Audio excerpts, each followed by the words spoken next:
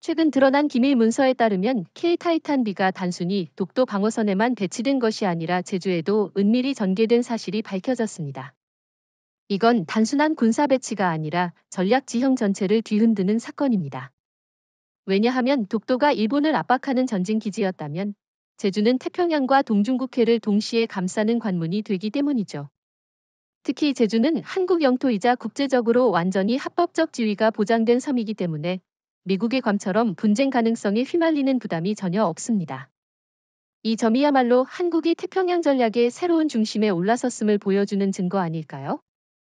독도는 일본과의 역사적 갈등 상징이고 그 배치는 국제적으로 늘 논란을 불러왔습니다. 그런데 제주는 다릅니다. 제주에 K-타이탄-B가 배치되면 단순히 방어용이 아니라 공격과 억지 모두 가능한 양날의 검이 되는 겁니다. 예를 들어 제주에서 발사되는 K-타이탄-B는 불과 몇 분 만에 상하이와 닝보, 그리고 일본의 오키나와까지 사정권에 넣습니다. 러시아 블라디보스토크까지도 마찬가지죠. 과거에는 미국의 괌 기지가 동북아를 관리한다고 생각했지만 이제는 제주가 더 짧은 반응 시간을 제공하는 중심 거점으로 부상한 겁니다. 그렇다면 질문을 던져봅시다. 과연 미국은 괌과 제주의 차이를 인식하고 있을까요? 아니면 아직도 스스로가 태평양 패권국이라고 착각하고 있을까요? 저는 미국도 분명히 이 변화를 알고 있다고 봅니다. 왜냐하면 최근 워싱턴 내부 보고서에서 괌의 전략적 가치가 하락하고 있다는 분석이 나왔습니다. 제주는 한국이 직접 운영하는 영토이기 때문에 보급망과 인프라가 훨씬 탄탄합니다. 공항, 항만, 심지어 화산 지형을 활용한 지하 터널까지 갖추고 있죠. 만약 중국이 제주의 전략기지를 타격하려 한다면 어떻게 될까요? 중국은 본토 동부의 대도시 대부분이 동시에 위협받는 상황을 감수해야 합니다. 그야말로 칼끝이 목전에 들어온 겁니다. 바로 그 점이 중요합니다. 시진핑 주석 입장에서는 고민이 깊어질 수밖에 없습니다. 그동안 중국은 방어 기피라는 전략적 개념을 믿어왔습니다. 즉, 본토와 적국 사이의 바다라는 완충지대가 있으니 공격에 대비할 수 있다는 계산이었죠. 하지만 이제 제주에서 날아오는 K-타이탄-B 앞에서는 그 논리가 무너집니다. 상하이나 칭다오 같은 경제 핵심 도시들이 사실상 최전방으로 변해버린 겁니다. 중국은 수출과 해상 교역으로 성장한 나라입니다. 그런데 그 해상 교역의 관문들이 한국 무기 앞에 노출된다면 경제와 군사 모두에서 심각한 충격을 피할 수 없겠죠. 여기서 일본 이야기를 빼놓을 수 없겠군요. 일본은 늘 이지스 방공 시스템과 페일리어트 미사일을 자랑해왔습니다. 하지만 K-타이탄-B는 마하 10 이상의 속도로 돌입하는 탄두를 탑재할 수 있습니다. 현재 일본 자위대가 가진 방어 시스템으로는 이를 막을 방법이 없습니다. 그렇다면 일본의 선택지는 무엇일까요? 직접 무장을 강화하자니 비용과 기술의 한계에 부딪히고 그렇다고 방치하면 국민 여론이 폭발합니다. 실제로 일본 언론 일부에서는 이제 한국과 협력하지 않으면 일본은 살아남을 수 없다라는 보도까지 나오고 있습니다.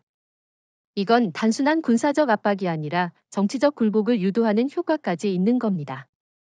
저는 여기서 반론을 하나 제시하고 싶습니다. 혹자는 이렇게 말합니다. 한국이 너무 과감하게 무기를 전개하면 미, 중, 일 모두의 반발을 살 수 있고 결국 한국이 외교적으로 고립될 위험이 있다는 거죠. 그렇다면 정말 그런 위험이 현실화될까요? 제 생각은 다릅니다. 한국이 자주적인 억지력을 확보하면 오히려 상대국들이 더 조심스럽게 접근할 수밖에 없습니다. 미국도, 일본도, 중국도 한국의 눈치를 보며 협상을 해야 하는 상황으로 바뀌는 거죠. 오히려 지금이야말로 외교적 협상력을 극대화할 수 있는 기회라고 봅니다.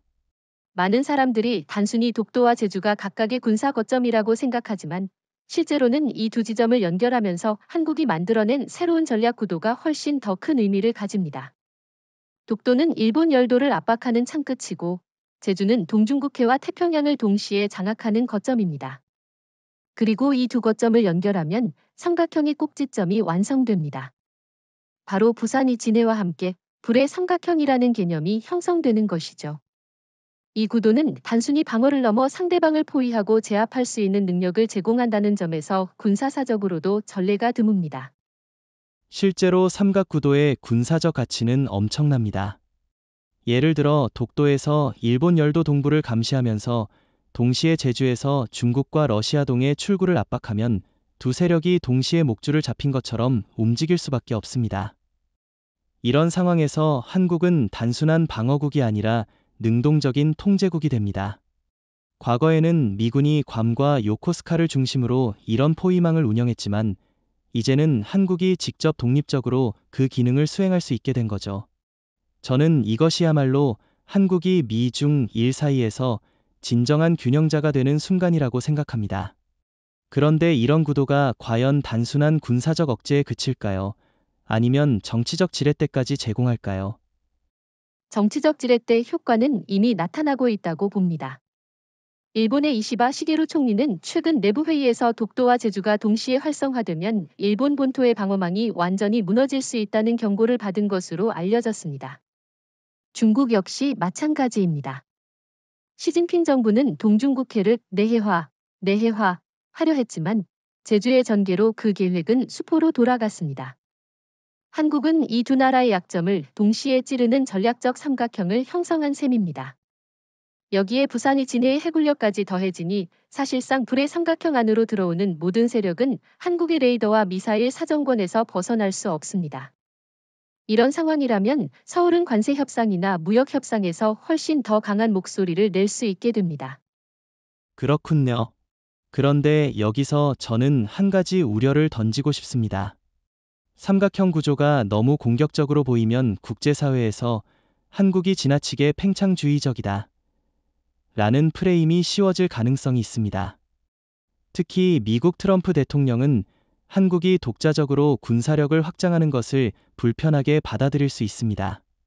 실제로 최근 워싱턴 내부에서는 한국이 과연 동맹인가 아니면 새로운 경쟁자인가 라는 질문이 제기되었다는 보도도 있었죠. 만약 미국이 그런 의심을 강화하면 한국에 불리하게 작용하지 않겠습니까? 그 우려도 이해합니다만 저는 오히려 그 반대라고 생각합니다. 왜냐하면 동맹은 대등한 힘이 있을 때 비로소 건강하게 유지되기 때문입니다. 미국이 한국을 함부로 대하지 못하게 만드는 힘, 일본이 감히 협박하지 못하게 하는 힘, 중국이 한국을 무시하지 못하게 하는 힘, 이것이 바로 독도와 제주가 만든 삼각 구도가 주는 실질적 가치입니다.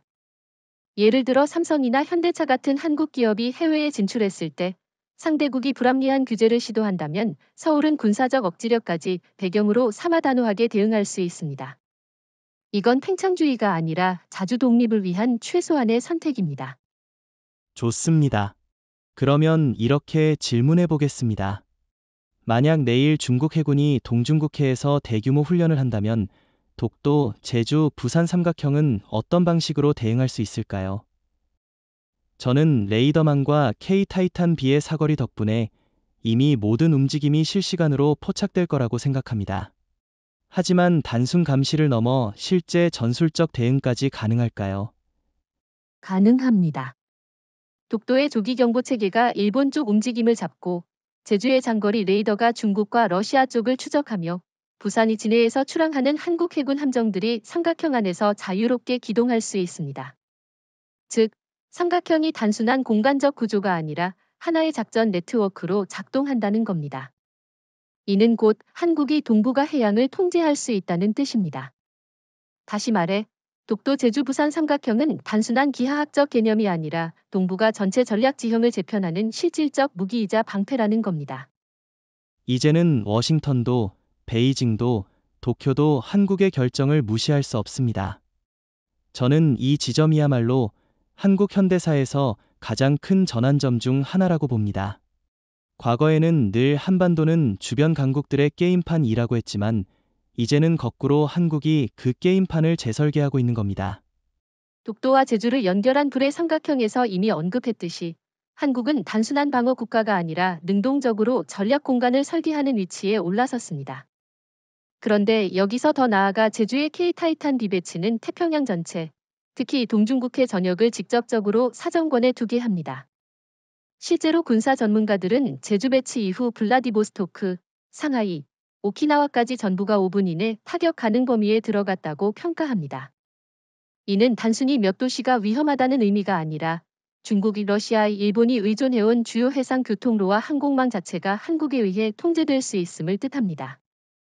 특히 항공로와 해상로가 주는 의미는 과거와 전혀 다릅니다. 냉전기에는 미, 소가 핵전력을 통해 상호 억지력을 유지했다면 지금은 경제와 무역로가 곧 국가의 생명줄이 되었습니다. 상하이를 거점으로 하는 중국의 수출망, 오키나와를 거쳐 태평양으로 진출하는 일본의 해상교역, 블라디보스토크를 통해 극동에서 출발하는 러시아의 자원 수송로까지 모두 제주에서 쏘아올리는 K타이탄 B의 시야 안에 있습니다. 그러니 군사 전문가들이 이걸 방패와 검을 동시에 쥔 체계라고 부르는 게 결코 과장이 아닙니다. 여기서 흥미로운 건 미국의 반응입니다. 트럼프 대통령은 늘 괌이 태평양 전략의 핵심이라고 강조해왔지만 실제로는 괌보다 제주가 훨씬 가까운 거리에서 더 많은 목표를 동시에 감시하고 타격할 수 있습니다. 괌에서 상하이까지는 3,000km 이상 떨어져 있지만 제주는 불과 800km도 채 되지 않습니다. 전투 시간으로 치면 압도적인 차이가 나는 겁니다. 그래서 워싱턴 내부에서도 이제 태평양 중심이 괌이 아니라 제주라는 평가가 나오기 시작했습니다.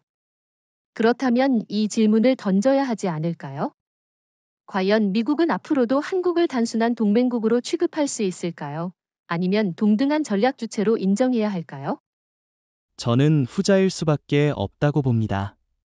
실제로 미군이 괌에서 대응할 수 있는 속도와 효율성은 한국의 자주적 전력과 비교할 때 이미 뒤처졌습니다. 한국이 독자적으로 확보한 K타이탄 B, 그리고 이를 뒷받침하는 레이더망과 지하 사일로 체계는 워싱턴조차 통제할 수 없습니다. 이는 곧 한국의 결정이 곧 태평양 질서를 좌우한다는 뜻입니다. 미국 입장에서도 한국을 무시하는 순간 중국과 러시아가 반대로 이 공백을 파고들 가능성을 배제할 수 없습니다. 그렇기에 미국은 한국과 동등한 파트너십을 인정할 수밖에 없을 겁니다. 중국의 반응도 주목해야 합니다. 시진핑 정부는 지난 몇 년간 동중국해를 자국의 내부 바다처럼 관리하려 했습니다. 하지만 제주에서 날아오는 미사일이 상하이를 비롯한 동부 경제권을 위협하는 순간 그 전략은 사실상 붕괴합니다.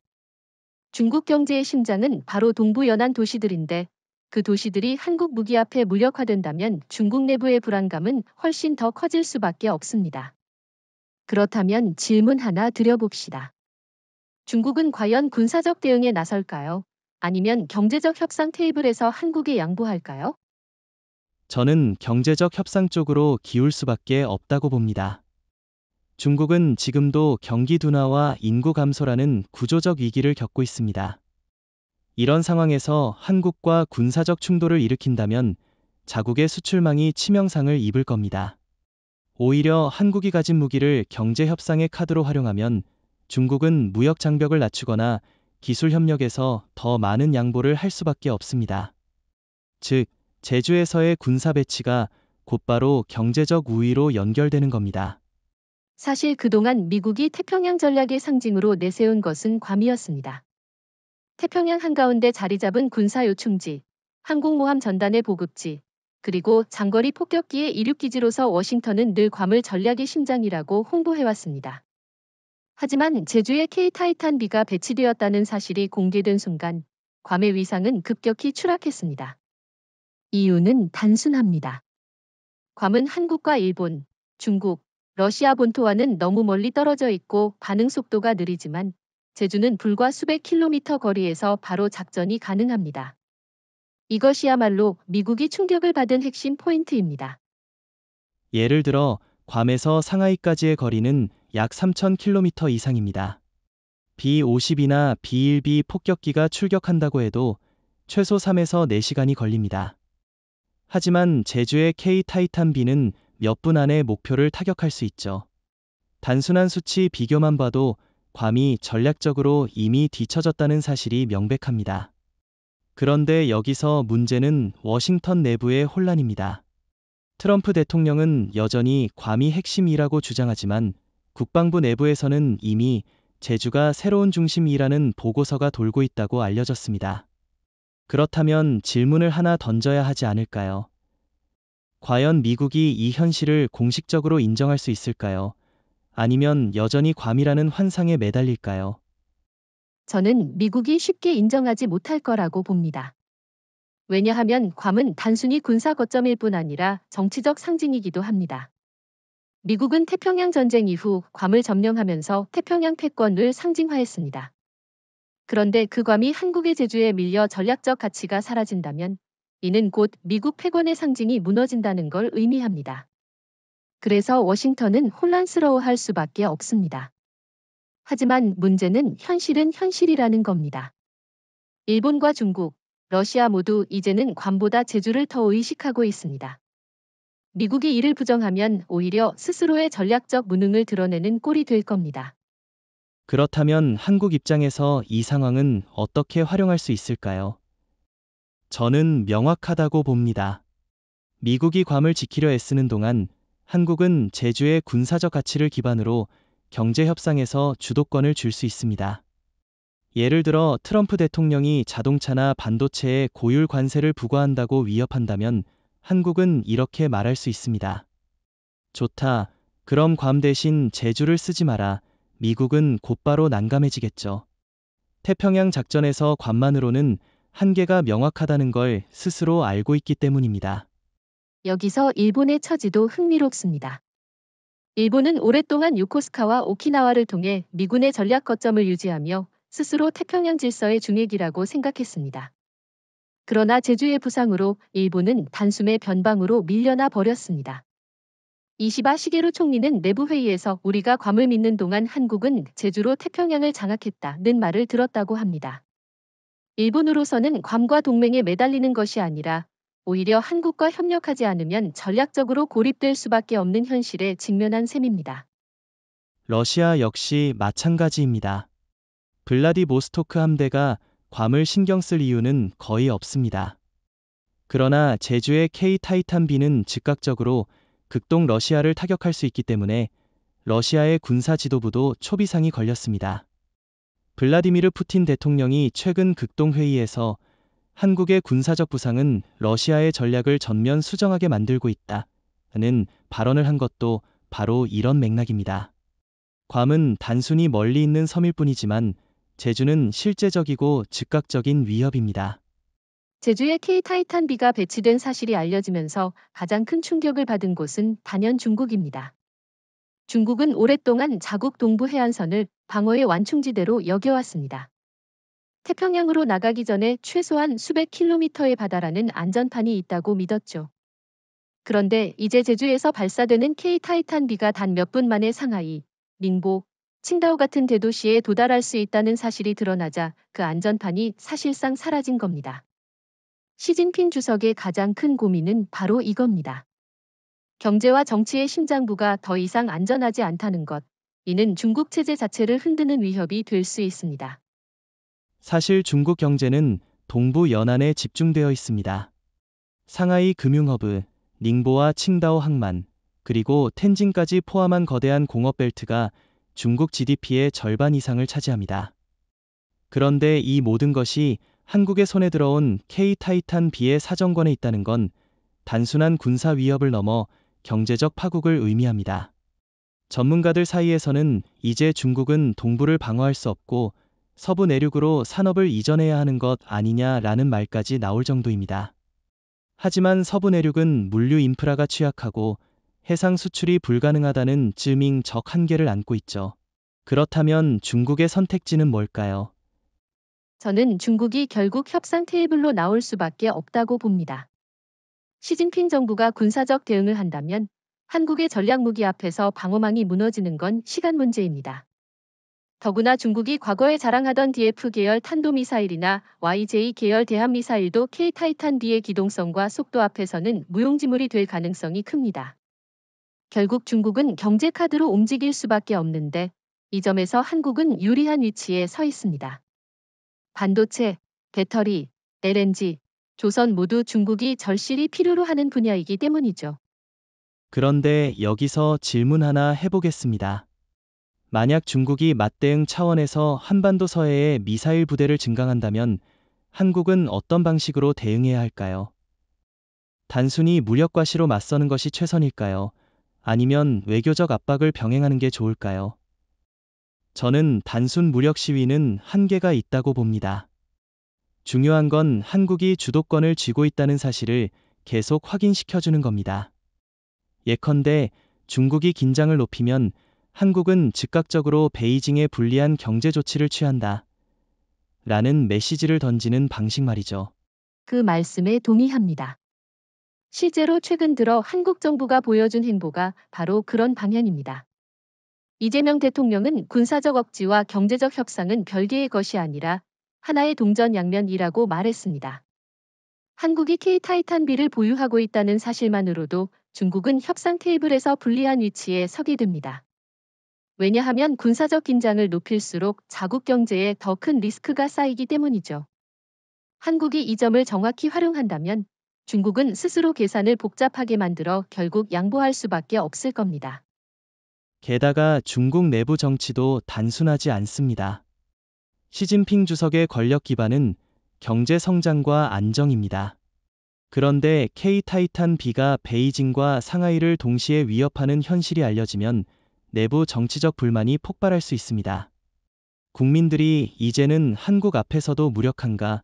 라고 생각하는 순간 체제 정당성에 균열이 생깁니다. 그래서 중국은 군사적 맞대응보다는 내부 동요를 막기 위한 경제적, 외교적 타협을 택할 가능성이 훨씬 크다고 저는 봅니다. 일본은 수십 년 동안 에이지스 구축함과 패트리엇 미사일 방어 체계를 자랑하며 자국 방어의 최후 보루라고 홍보해왔습니다. 하지만 제주에 배치된 K-타이탄 B의 존재가 드러난 순간 이 모든 체계는 한순간에 시대에 뒤떨어진 장비로 전락했습니다. 왜냐하면 K-타이탄 B는 마하 10 이상의 속도로 비행하며 변칙 궤도를 그리기 때문에 기존 에이지스의 요격 알고리즘으로는 따라잡을 수 없기 때문입니다. 일본이 아무리 요격 미사일을 쏴 올려도 속도와 기동성 차이 때문에 허공을 가를 뿐이라는 점이 이미 실험 자료로 확인되고 있습니다. 이 사실이 알려지자 일본 내부에서는 충격과 분노가 동시에 터져나오고 있습니다. 실제로 일본 언론은 이미 패트리엇은 구식 장비, 에이지스는 시대착오 라는 비판 기사를 내보내고 있습니다. 이시바 시게루 총리 역시 방위청 회의에서 우리가 수십 년간 신뢰해온 방어망이 한순간에 무너졌다라는 보고를 받았다고 합니다. 일본 국민 입장에서는 더 큰 충격일 겁니다. 수십조 엔을 쏟아부어 구축한 방패가 한국의 신형 미사일 앞에서는 아무 쓸모가 없다는 걸 알게 되었으니 말입니다. 그렇다면 일본이 선택할 수 있는 길은 뭘까요? 독자적으로 신무기를 개발할까요? 아니면 한국과 협력하려 할까요? 저는 후자가 불가피하다고 봅니다. 일본이 독자적으로 극초음속 요격 체계를 개발한다고 해도 최소 15에서 20년은 걸릴 겁니다. 그 사이 한국은 이미 다음 세대 무기를 개발하고 있겠죠. 반면 한국과 협력한다면 단숨에 기술 격차를 줄일 수 있습니다. 그런데 문제는 일본 사회가 자존심 때문에 쉽게 이 길을 택하지 못한다는 겁니다. 그래서 지금 일본에서는 살아남으려면 서울에 무릎 꿇어야 한다는 주장과 끝까지 독자 노선을 가자는 주장이 충돌하고 있습니다. 어느 쪽을 택하든 일본은 이미 한국의 그늘에서 벗어나기 어려운 상황에 처한 겁니다. 일본의 절망은 군사적 차원만이 아닙니다. 경제적으로도 한국에 밀리고 있습니다. 반도체 소재, 배터리, 조선, 자동차 등 거의 모든 첨단 산업에서 한국 기업들이 일본을 추월했습니다. 이제 군사적 방패마저 무너졌으니 일본이 가진 우위는 사실상 사라졌다고 봐야 합니다. 저는 그래서 일본이 결국 한국과의 관계를 대등한 동맹이 아니라 종속적 협력 형태로 전환할 수밖에 없다고 봅니다. 그런데 여기서 질문을 하나 드리고 싶습니다. 과연 한국은 일본을 받아들일까요? 아니면 끝까지 외부자로 둘까요? 제 생각에는 한국이 일본을 전적으로 배제하지는 않을 겁니다. 왜냐하면 일본을 철저히 외부자로 두면 오히려 미국이 일본을 부추겨 한국을 견제하는 구조가 생길 수 있기 때문이죠. 오히려 한국은 일본을 제한적으로 끌어들이면서 기술과 경제에서 철저히 종속시키는 방식을 택할 가능성이 큽니다. 즉, 우리와 협력하되 절대 독자적으로는 설 수 없다라는 구조 말입니다. 그렇게 되면 일본은 겉으로는 동맹처럼 보이지만 실제로는 한국의 하위 파트너로 전락하게 될 겁니다. 결국 도쿄의 절망은 단순한 무기 체계의 노후화 문제가 아니라 국제 질서 속에서 일본이 차지할 위치가 근본적으로 흔들리는 문제입니다. 에이지스가 고물이 되는 순간 일본은 더 이상 방패 국가라는 이미지를 유지할 수 없습니다. 오히려 한국의 그늘에 숨어야만 생존할 수 있는 처지가 된 겁니다. 저는 이것이야말로 동북아 권력 구조가 바뀌고 있음을 보여주는 상징적인 장면이라고 생각합니다. 그동안 미국은 핵무기를 통해 세계 질서를 독점적으로 지배해왔습니다. 특히 워싱턴은 핵탄두의 소형화, 다탄두화, 극초음속 탑재 기술을 자국만의 비밀로 유지하며 동맹국조차 접근하지 못하게 했습니다. 그런데 한국이 개발한 K-타이탄 B는 이 오랜 독점을 단숨에 무너뜨렸습니다. 이유는 단순합니다. 기존 핵무기 체계가 가졌던 추진력, 탐지 회피, 탑재 유연성의 제약을 한국이 자체 기술로 뛰어넘었기 때문입니다. 예를 들어 신형 반응형 터보램제트 엔진은 단시간에 고속으로 상승 후 변칙 기동이 가능하며 스텔스 코팅과 첨단 레이더 흡수 소재가 적용되어 사실상 탐지가 불가능합니다. 이것이야말로 미국조차 인정할 수밖에 없는 기술적 혁신입니다. 미국이 가장 두려워하는 것은 바로 동맹국이 독자적인 핵심 기술을 확보했을 때입니다. 과거 프랑스가 핵무기를 개발했을 때 미국은 불편함을 감추지 못했습니다.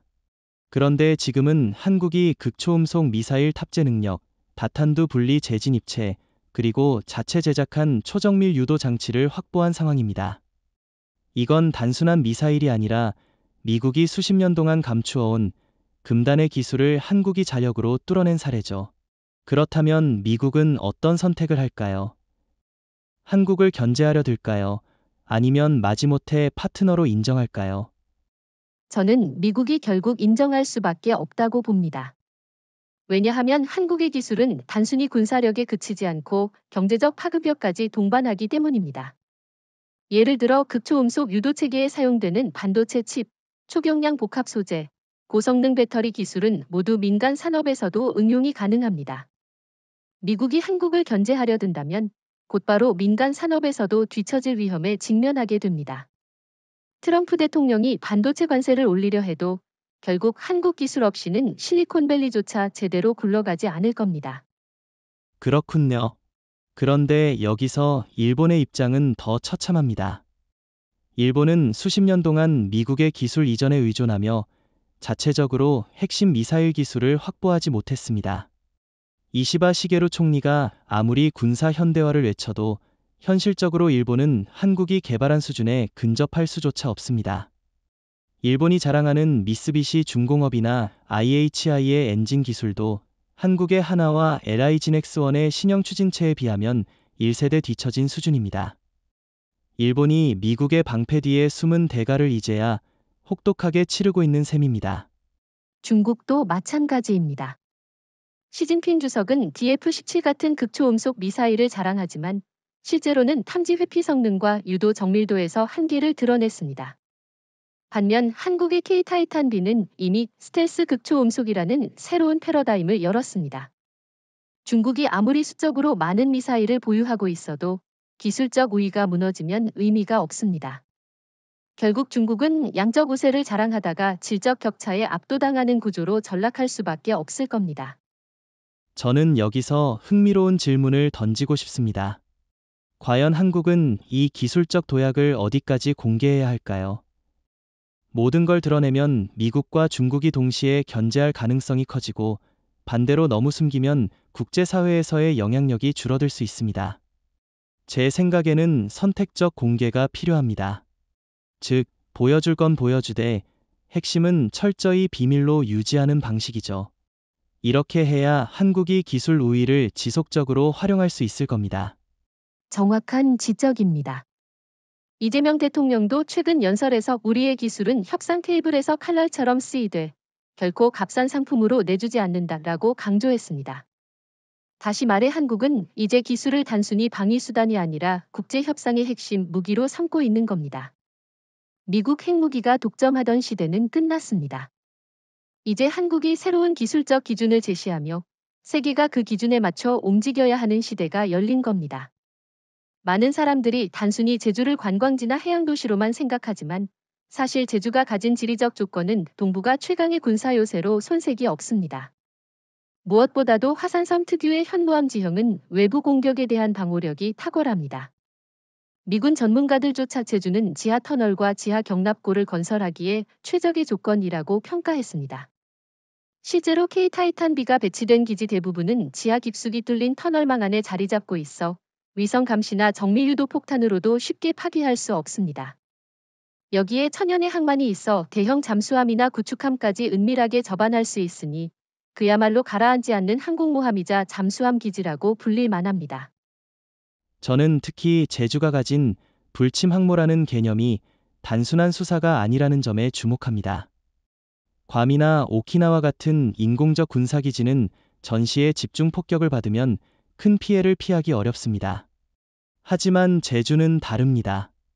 화산 지형을 활용한 수십 킬로미터 길이의 지하 네트워크, 산악지대를 활용한 위장 구조물, 그리고 천혜의 깊은 항만까지 모두 갖추고 있습니다. 설령 중국이나 일본이 선제 공격을 한다 해도 K-타이탄B 발사대가 동시에 전부 파괴될 가능성은 사실상 0에 가깝습니다. 그렇다면 이런 질문을 던질 수 있겠죠. 과연 누가 감히 제주의 군사력을 무력화시킬 수 있겠습니까? 중국의 경우를 보겠습니다. 시진핑 주석이 아무리 군사력을 과시한다 해도 실제로는 제주의 요새화 앞에서 답이 없습니다. 동부 해안에서 수백 대의 전투기를 띄우고 수십 발의 미사일을 쏜다 해도 제주 지하 터널 속 발사대와 이동식 플랫폼은 모두 살아남을 겁니다. 일본도 마찬가지입니다. 이시바 시게루 총리가 아무리 방위력을 강화한다고 외쳐도 일본 자위대가 가진 폭격 능력은 제한적이고 미군의 지원 없이는 제주를 뚫어낼 수 없습니다. 즉, 제주는 한국이 단독으로 유지할 수 있는 절대 방패이자 공격 거점입니다. 그렇다면 미국의 입장은 어떨까요? 트럼프 대통령은 동맹을 강조하면서도 속으로는 한국의 독립적 군사력이 불편할 겁니다. 왜냐하면 미국이 괌을 잃으면 대체할 수 있는 유일한 거점이 제주인데 그 제주가 한국의 완전한 통제 아래 있다는 사실이 워싱턴에는 불안 요소로 다가오기 때문입니다. 하지만 역설적으로 이 불안은 곧 한국의 협상력이 됩니다. 한국은 언제든 괌 대신 제주를 쓰라라고 요구할 수 있고 이때 미국은 사실상 선택의 여지가 없습니다. 그러니 제주는 단순히 군사 요새가 아니라 외교적 지렛대까지 되는 겁니다. 저는 여기서 제주가 가진 해상 요충지로서의 의미를 강조하고 싶습니다. 제주 남방해역은 태평양과 동중국해, 남중국해를 연결하는 해상 교통로의 핵심입니다. 이곳에 K-타이탄B와 잠수함 전력이 배치되어 있다는 사실은 곧바로 한국이 아시아 해상 교역의 목줄을 쥐고 있다는 선언입니다. 만약 분쟁 상황에서 한국이 통제권을 행사한다면 일본 석유 수입, 중국 수출 물류, 심지어 러시아의 에너지 수송까지 모두 차질을 빚게 됩니다. 그 말씀을 들으니 제 생각도 확고해집니다. 제주는 단순히 군사적 안전망이 아니라 경제적 목줄까지 장악한 거점입니다. NATO가 제주를 아시아 밖의 두 번째 심장이라고 부른 것도 바로 이런 이유일 겁니다. 방어와 공격, 군사와 경제, 육상과 해상 모두를 아우르는 전략 요새. 한국이 제주의 가치를 극대화할수록 미국, 중국, 일본 모두가 한국을 우회할 수 없는 현실을 마주하게 됩니다. 최근 군사 외교계에서 흘러나온 소식에 따르면 NATO가 극비리의 전문가 그룹을 제주로 파견했다고 합니다.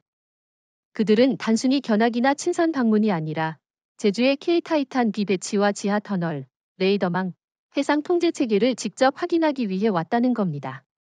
NATO 내부 보고서에는 제주는 유럽 밖에서 NATO가 의지할 수 있는 두 번째 심장이라는 표현까지 쓰였다고 합니다. 이는 곧 한국이 이제 유럽 안보와도 직결되는 전략 거점으로 부상했다는 뜻입니다. 사실 NATO는 전통적으로 대서양과 유럽 안보에만 집중했습니다. 하지만 우크라이나 전쟁 이후 그들의 시선은 급격히 동아시아로 옮겨갔습니다.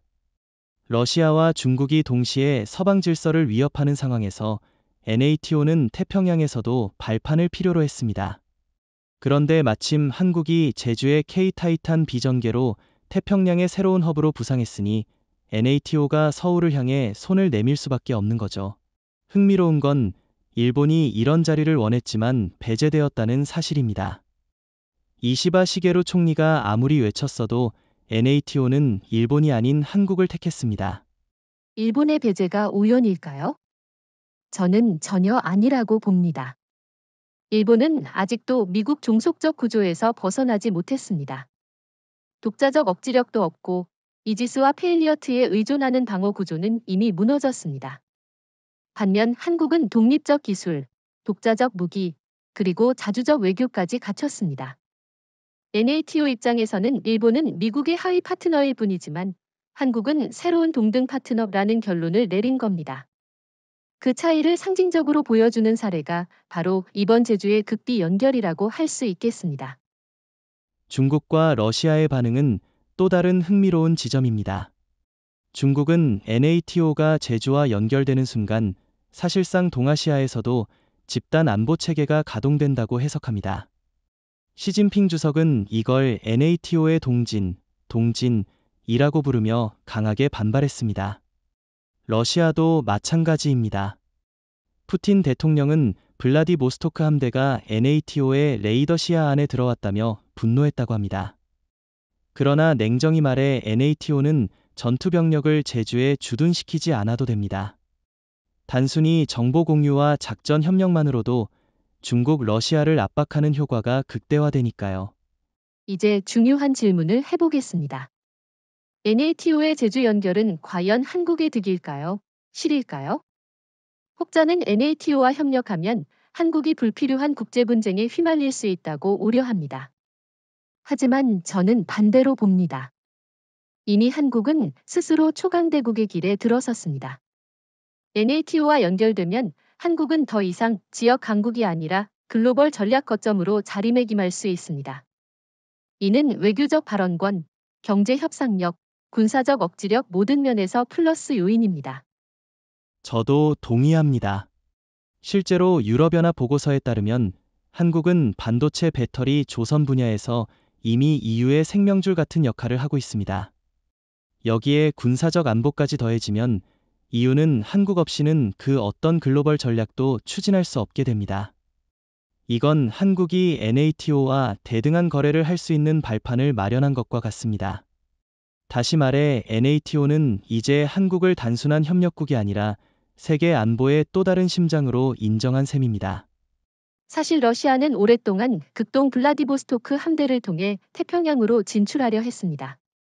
푸틴 대통령은 태평양은 러시아의 미래라고 말하며 수십 척의 신형 구축함과 잠수함을 극동으로 이동시켰습니다. 하지만 제주에 K-타이탄 B가 배치된 순간 이 모든 전략은 치명적인 한계에 부딪혔습니다. 왜냐하면 블라디보스토크에서 나오는 모든 항로가 제주의 미사일 사정권 안에 있기 때문입니다. 즉, 러시아 함대가 항구를 떠나는 순간부터 이미 한국의 조준선에 들어와 버린 겁니다. 블라디보스토크는 러시아가 자랑하는 태평양 관문이지만 동시에 병목 지점입니다. 한국이 제주의 K-타이탄 B로 이 목줄을 틀어지자 러시아는 사실상 태평양 진출 자체가 불가능해졌습니다. 푸틴 대통령이 최근 한국의 무기 배치는 러시아 안보에 심각한 위협이라고 직접 언급한 것도 바로 이런 이유입니다. 하지만 흥미로운 건 러시아가 항의는 하지만 실제 군사적 대응은 하지 못한다는 사실입니다. 왜냐하면 이미 우크라이나 전선에서 소모전으로 지친 러시아가 극동에서 또 다른 전선을 열 여력이 없기 때문입니다. 그렇다면 결국 러시아는 어떻게 움직일 수 있을까요? 러시아의 선택지는 제한적입니다. 첫째, 중국과 손잡고 한국을 견제하려 할 수 있습니다. 하지만 중국 역시 제주 배치 앞에서 방어망이 붕괴된 상태라 러시아와 중국이 손잡아도 실질적인 효과는 미약합니다. 둘째, 미국과의 관계를 이용해 한국을 압박할 수도 있겠죠. 그러나 현재 미-일어 관계는 최악이기 때문에 그 가능성도 낮습니다. 결국 러시아는 내부적으로 함대를 강화하겠다고 떠들 수밖에 없지만 실제 행동으로는 아무것도 할 수 없는 상황에 놓여 있습니다. 이건 러시아가 스스로의 한계를 드러낸 사례라고 볼 수 있습니다. 저는 여기서 한 가지 흥미로운 점을 짚고 싶습니다. 바로 러시아 태평양 함대 장병들의 사기입니다. 이미 우크라이나에서 드론과 HRS 공격에 노출된 러시아 군인들은 우리는 더 이상 안전지대가 없다라는 불안을 느끼고 있습니다. 그런데 이제 한국의 K-타이탄 B가 블라디보스토크까지 겨냥하고 있다는 사실이 알려지자 병사들의 사기가 급격히 떨어졌다는 보도가 나왔습니다. 군사력은 단순한 무기의 숫자가 아니라 병사들의 사기와 심리에서 시작됩니다. 그런 점에서 한국은 러시아를 이미 정신적으로 제압한 셈입니다. 여기서 일본의 입장도 빼놓을 수 없습니다. 일본은 러시아와 쿠리열도 문제로 갈등을 이어왔습니다. 그런데 지금은 한국이 태평양 함대의 목줄을 쥐고 있으니 일본조차 한국의 존재를 의식할 수밖에 없습니다. 이시바 시게로 총리 입장에서는 곤혹스러운 상황일 겁니다. 러시아를 견제하고 싶지만 정작 러시아를 막아내는 건 일본이 아니라 한국이기 때문입니다. 이건 곧 국제사회가 러시아를 통제하는 힘은 도쿄가 아니라 서울에 있다라고 인식하게 만드는 효과를 줍니다. 그렇군요. 그런데 미국은 어떤 반응을 보일까요? 트럼프 대통령은 러시아를 늘 위협으로 지목했지만 실제로 태평양에서 러시아를 제어하는 건 미군이 아니라 한국군입니다. 워싱턴 내부 보고서에서도 한국이 아니었다면 러시아 태평양 함대가 이미 알래스카와 하와이까지 위협했을 것이라는 분석이 나왔다고 합니다. 결국 미국조차 한국 없이는 러시아를 막을 수 없다는 현실을 인정할 수밖에 없게 된 겁니다. 지금까지 우리는 제주에 배치된 K-타이탄 B의 군사적 파급력을 이야기했습니다. 하지만 이 무기는 단순히 전장에서만 의미를 갖는 게 아닙니다. 사실 한국 정부는 이 무기를 전략적으로 협상 카드로 활용하고 있습니다. 이재명 대통령은 최근 비공개 회의에서 군사적 억지력이 곧 경제적 주권의 기초라고 언급했습니다. 이는 단순한 구호가 아니라 실제 정책으로 이어지고 있습니다. 예를 들어 미국이 반도체나 배터리에 고율 관세를 부과하려 한다면 한국은 K-타이탄 B를 근거로 한 외교적 압박을 가할 수 있습니다. 당신들이 한국의 기술과 무기를 필요로 한다면 우리 산업에도 공정한 시장을 보장하라는 메시지인 셈입니다. 사실 이건 전혀 새로운 방식이 아닙니다. 과거 미국도 핵무기와 군사력으로 자국의 경제적 이익을 관철시켰습니다. 차이가 있다면 이제는 한국이 그 주체가 되었다는 점입니다. 미국, 일본, 중국 모두 한국의 첨단 무기 없이는 지역 안정을 유지할 수 없습니다. NATO마저 제주를 유럽밖에 두 번째 심장이라고 평가했으니 국제사회는 한국을 무시할 수 없습니다. 그렇다면 당연히 경제 협상에서도 한국이 유리한 위치를 점하게 됩니다. 실제로 유럽연합은 최근 보고서에서 한국과의 전략적 협력이 없이는 공급망 안정이 불가능하다고 명시했습니다. 여기서 흥미로운 건 중국의 태도입니다. 시진핑 주석은 군사적 대응보다는 경제적 양보를 선택할 수밖에 없습니다. 왜냐하면 중국 동부 연안의 주요 도시가 한국 미사일 사정권에 있기 때문입니다. 한국이 무기를 단순히 전쟁 억지 수단이 아니라 경제적 지렛대로 활용한다면 중국은 무역 장벽을 낮추고 한국 기업에 특혜를 제공할 수밖에 없습니다. 실제로 일부 소식통에 따르면 중국이 한국산 배터리에 대한 수입 규제를 완화하는 방안을 검토하고 있다고 합니다. 이것이야말로 무기가 경제로 직결되는 구체적 사례 아닐까요? 일본 역시 비슷한 상황에 놓여 있습니다. 일본은 그동안 첨단 소재 강국이라는 지위를 무기로 한국을 압박해왔습니다. 하지만 지금은 상황이 정반대입니다. 에이지스와 패트리엇이 무력화된 현실에서 일본은 한국의 군사력에 의존하지 않고는 스스로를 지킬 수 없습니다. 이시바 시게루 총리도 최근 내각회의에서 군사적 협력이 없이는 경제적 미래도 없다는 발언을 했다고 합니다. 한국은 이를 기회로 삼아 반도체, 철강, LNG 등 주요 산업에서 일본의 관세와 규제를 낮추도록 압박할 수 있습니다. 그렇다면 미국은 어떨까요? 트럼프 대통령은 자국 제조업 부흥을 명분으로 동맹국들에게도 고율 관세를 부과하려 했습니다. 하지만 현실은 정반대로 흘러가고 있습니다. 한국이 가진 무기가 미국 태평양 전략에 필수적이라는 점이 드러나면서 워싱턴은 한국의 요구를 무시할 수 없게 되었습니다. 최근 미 의회 보고서에는 한국이 제공하는 억지력이 없다면 괌과 하와이의 안전도 보장되지 않는다라는 내용까지 포함됐습니다. 이는 미국이 관세 협상에서 더 이상 한국을 상대로 강압적으로 나올 수 없음을 보여줍니다. 저는 여기서 질문 하나 던지고 싶습니다. 과연 한국이 이런 군사적 우위를 경제 협상에서 얼마나 강하게 밀어붙여야 할까요? 너무 과감하게 나가면 동맹의 반발을 살 수 있고, 너무 소극적으로 나가면 기회를 놓칠 수 있습니다. 제 생각에는 단계적 압박이 필요합니다. 즉, 당장 모든 걸 요구하기보다 관세 철폐 기술 협력 확대 공동시장 구축 순으로 점진적으로 요구하는 방식입니다. 이렇게 해야 한국이 가진 카드가 오래 지속될 수 있습니다. 좋은 지적입니다. 실제로 이재명 대통령도 우리는 상대를 무릎 꿇리는 것이 아니라 우리의 자리를 지키고 존중받게 만드는 것이라고 말했습니다. 다시 말해, 한국의 무기는 협박용이 아니라 협상용이라는 겁니다. 경제와 군사가 분리되지 않는 시대, 무기는 더 이상 전장에서만 쓰이지 않습니다. 그것은 협상 테이블 위에서 가장 날카로운 펜이자 도장입니다. 그동안 아시아 상공은 미국이 주도하는 항공 질서 속에 있었습니다. 일본 오키나와, 괌, 알래스카를 잇는 항공 루트는 사실상 미국의 군사, 상업적 독점 구역이었죠. 그러나 제주의 K-타이탄 D 배치 이후 상황은 완전히 달라졌습니다. 이제 서울의 레이더망과 미사일 사정권을 고려하지 않고는 어느 나라도 군사작전은 물론 민간 항공로조차 마음대로 설정할 수 없게 된 겁니다. 한국은 사실상 아시아 하늘의 관제탑이 되었고, 이는 미국이, 중국이, 일본 모두가 인정하지 않을 수 없는 현실입니다. 예를 들어 동중국해를 오가는 민항기들은 이제 한국의 레이더에 잡히지 않고는 비행이 불가능합니다. 이미 대한항공과 아시아나의 항공관제 시스템은 군사 레이더와 연동되어 민간 항공 안전까지 한국이 책임지고 있습니다. 이는 단순한 군사적 우위가 아니라 국제적 신뢰로 이어집니다. 반대로 중국은 자국 영공을 무리하게 확장하려다 국제 비난을 받았고, 일본은 항공자위대의 레이더 범위가 제한적이라 아시아 항공로 전체를 감시할 수 없습니다. 결국 세계는 한국이 아시아 상공의 안정자임을 인정할 수밖에 없는 겁니다. 그렇다면 미국의 반응은 어떨까요?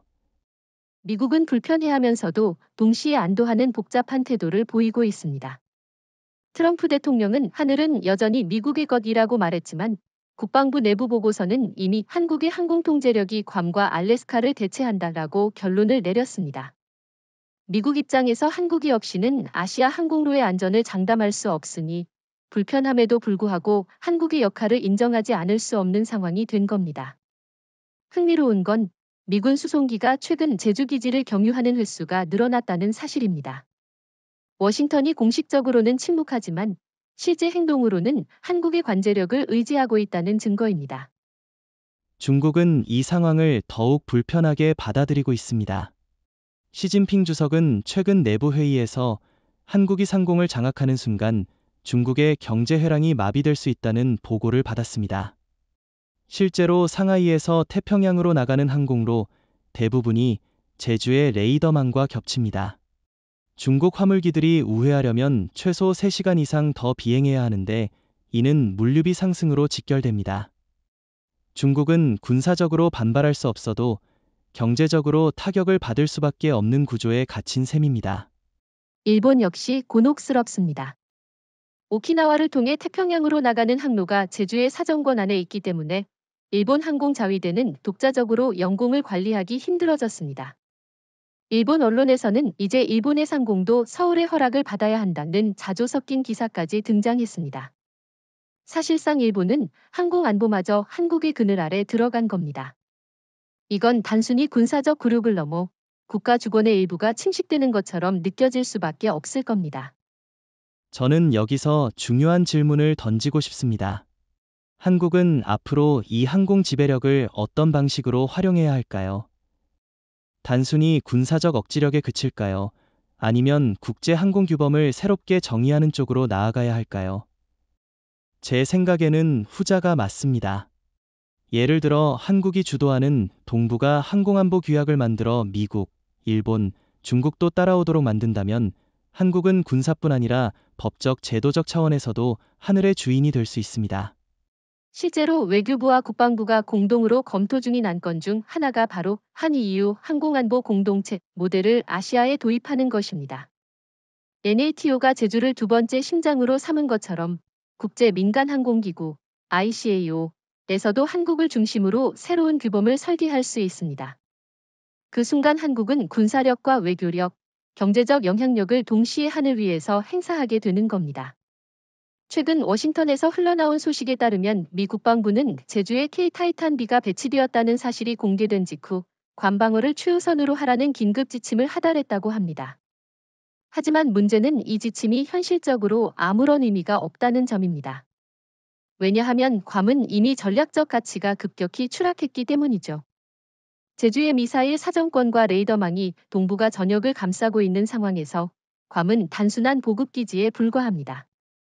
다시 말해 펜타곤의 긴급명령은 구시대적 대응이자 현실과 동떨어진 자기 위안에 불과했던 겁니다. 실제로 미군 내부 보고서에도 이런 내용이 있었습니다. 제주 배치 이후 괌의 전략적 위치는 방어적 의미를 상실했다. 그럼에도 불구하고 펜타곤은 여전히 괌을 강조하는 이유가 있습니다. 첫째, 미국 내부적으로는 태평양 패권을 상징하는 심리적 의미를 버릴 수 없기 때문이고, 둘째, 동맹국들에게 아직도 미국이 중심이라는 환상을 유지해야 하기 때문입니다. 하지만 일본과 중국, 심지어 NATO마저도 이제 괌보다 제주를 더 중요하게 여기고 있다는 사실이 드러나면서 펜타곤의 긴급명령은 사실상 국제사회에서 아무 효력도 발휘하지 못하고 있습니다. 그렇다면 여기서 질문을 던져봅시다. 미국은 왜 여전히 스스로를 속이고 있을까요? 그 이유는 두려움 때문입니다. 미국이 스스로 제주를 인정하는 순간 동북아와 태평양의 주도권이 한국에게 넘어간다는 사실을 공공연히 시인하게 됩니다. 이는 단순히 군사적 위상 하락을 넘어 동맹국들 사이에서 미국은 더 이상 절대적 존재가 아니다라는 인식을 퍼뜨리게 됩니다. 워싱턴은 이 현실을 차마 입 밖에 낼 수 없으니 괌 방어라는 무의미한 구호로 내부를 다잡으려 하는 겁니다. 그러나 문제는 이 허상조차 오래 유지되지 못한다는 데 있습니다. 왜냐하면 실제 작전과 전술은 이미 한국의 영향력 아래 들어갔기 때문이죠. 저는 이 대목에서 일본의 반응을 짚고 싶습니다. 일본은 펜타곤의 긴급명령을 보고 한동안 안도했습니다. 역시 미국이 우리를 지켜준다라는 기대 때문이죠. 하지만 곧 현실을 깨닫게 됩니다. 괌이 아니라 제주에서만 실질적인 억지력이 나온다는 사실을 알게 된 겁니다. 그래서 일본 언론은 펜타곤의 명령은 종이 위의 글자일 뿐 실제 방패는 한국이라고 대놓고 보도했습니다. 일본 입장에서는 충격이자 굴욕입니다. 수십 년간 믿어온 미국의 방패가 사실은 무용지물이었다는 사실을 받아들여야 했으니까요. 중국도 마찬가지입니다. 시진핑 주석은 미국이 괌을 중심으로 대응한다는 소식을 듣고 오히려 미소를 지었다고 합니다. 왜냐하면 그만큼 미국의 전략이 구식이라는 걸 보여주기 때문입니다. 하지만 동시에 중국은 제주를 의식하지 않을 수 없습니다. 미군의 괌 방어 지침이 무력화된다는 건 곧 한국이 실질적인 안보 질서를 좌우한다는 뜻이고 이는 중국의 계산을 완전히 뒤흔듭니다. 그래서 중국은 미국이 아니라 한국과의 협상 채널을 더 강화하려는 움직임을 보이고 있습니다. 그럼 러시아는 어떨까요? 러시아 역시 펜타곤의 긴급명령을 무력한 몸부림으로 보고 있습니다. 푸틴 대통령은 측근들에게 이제 태평양에서 미국은 더 이상 게임의 주도자가 아니다 라고 말했다고 합니다. 그러나 동시에 러시아도 긴장할 수밖에 없습니다. 괌이 아니라 제주가 러시아 함대를 조여오는 현실을 확인했기 때문입니다. 펜타곤의 무의미한 명령이 오히려 한국의 위상을 더 크게 부각시킨 셈입니다. 최근 유럽연합이 발표한 내부 보고서가 큰 파장을 일으켰습니다. 보고서에는 명확히 이렇게 적혀 있었습니다. 세계 안보와 공급망 안정의 중심은 워싱턴도 도쿄도 아니다. 그것은 서울이다. 유럽이 이런 표현을 공식 문서에 담은 건 전례가 없는 일입니다. NATO가 제주를 두 번째 심장으로 지목한 것에 이어 EU까지 한국을 전략 중심으로 인정한 순간 한국은 사실상 글로벌 안보의 핵심으로 올라섰습니다. 사실 유럽은 오랫동안 미국을 안보의 절대 주체로 여겨왔습니다. 하지만 우크라이나 전쟁과 러시아의 에너지 무기화, 그리고 중국의 경제 위협이 겹치면서 유럽은 미국만 믿고는 생존할 수 없다는 현실을 깨달았습니다. 그때 나타난 대안이 바로 한국입니다. 반도체와 배터리, 조선과 철강에서 이미 유럽은 한국에 깊이 의존하고 있습니다. 여기에 K-타이탄-B 같은 전략무기까지 더해지니 한국은 단순한 경제 파트너가 아니라 생존을 위한 안보 파트너가 된 겁니다. 그렇다면 왜 일본이 아니라 한국일까요? 유럽이 보기에도 답은 분명합니다. 일본은 여전히 미국 종속적이며 독자적 안보 능력이 없습니다. 에이지스와 패트리어 체계는 이미 한국 무기 앞에서 무너졌고 첨단 산업에서도 일본은 한국에 뒤처졌습니다. 반면 한국은 독자 무기 개발, 독립적 외교, 그리고 글로벌 공급망에서 절대적 지위를 확보했습니다. 이 차이가 유럽의 눈에는 더욱 명확히 보였던 겁니다. 이시바 시게루 총리가 아무리 일본도 아시아의 중심이라고 외쳐도 유럽은 더 이상 귀 기울이지 않습니다. 중국의 반응은 흥미롭습니다. 시진핑 주석은 EU 보고서가 공개되자 즉각 유럽이 아시아 문제에 개입한다라고 반발했습니다. 그러나 실상은 중국도 이미 한국 없이는 교역과 기술 협력을 유지할 수 없는 상황입니다. 유럽이 한국을 안보 중심으로 인정한 건 단순히 정치적 발언이 아니라 경제적 현실을 반영한 것입니다. 중국이 아무리 반발해도 유럽 기업들이 선택하는 건 결국 한국과의 협력입니다. 러시아 역시 충격을 받았습니다. 푸틴 대통령은 한국이 NATO와 가까워지는 걸 경계했지만 이제는 EU마저 한국을 안보 중심으로 인정한 겁니다. 러시아 언론에서는 한국이 유럽까지 장악했다라는 표현까지 등장했습니다. 사실상 러시아가 아무리 동맹을 모색해도 세계의 시선은 서울을 향해 있다는 걸 보여줍니다. 저는 여기서 미국의 속내를 지적하고 싶습니다. 트럼프 대통령은 여전히 미국이 세계의 중심이라고 주장하지만 유럽이 한국을 공식적으로 안보 중심으로 인정한 순간 미국의 리더십은 치명적인 타격을 입었습니다. 워싱턴이 아무리 괌을 지켜라라고 외쳐도 국제사회는 제주와 서울을 바라보고 있습니다. 미국의 시대가 저물고 한국의 시대가 시작되었다는 사실을 유럽이 세계에 선언해준 셈입니다. 사실 제주에 K-타이탄-B가 배치되었다는 사실은 단순한 군사 뉴스가 아닙니다. 그것은 한국이 이제 스스로의 운명을 개척하고 세계 질서를 재편하는 주도국이 되었다는 선언과 같습니다. 독도, 제주, 부산을 잇는 불의 삼각형은 동북아의 군사 지형을 바꿨고 NATO와 EU의 인정을 통해 세계 안보의 중심으로 도약했습니다. 지금까지는 워싱턴, 베이징, 도쿄가 세계를 움직인다고 생각했지만 이제는 누구도 서울을 빼놓고는 전략을 설계할 수 없게 되었습니다.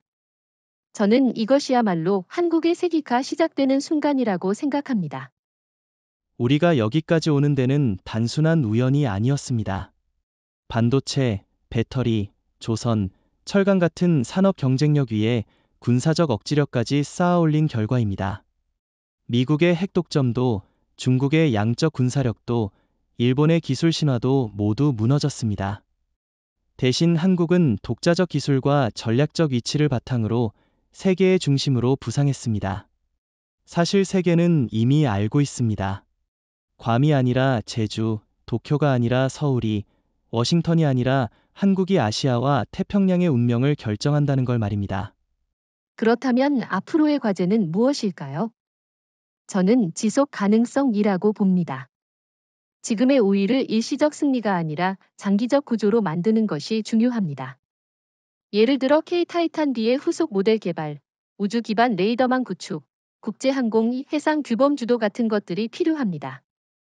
이렇게 해야만 한국의 세기가 일회성 이벤트로 끝나지 않고 21세기 전체를 관통하는 새로운 질서로 자리 잡을 수 있습니다. 맞습니다. 그리고 그 과정에서 중요한 건 열린 결말이라는 겁니다. 우리는 지금 새로운 장의 시작점에 서 있습니다. 이재명 대통령이 말했듯이 제주는 단순한 섬이 아니라 미래의 출발점입니다. 한국이 어떤 선택을 하느냐에 따라 세계 질서의 방향 자체가 달라질 겁니다.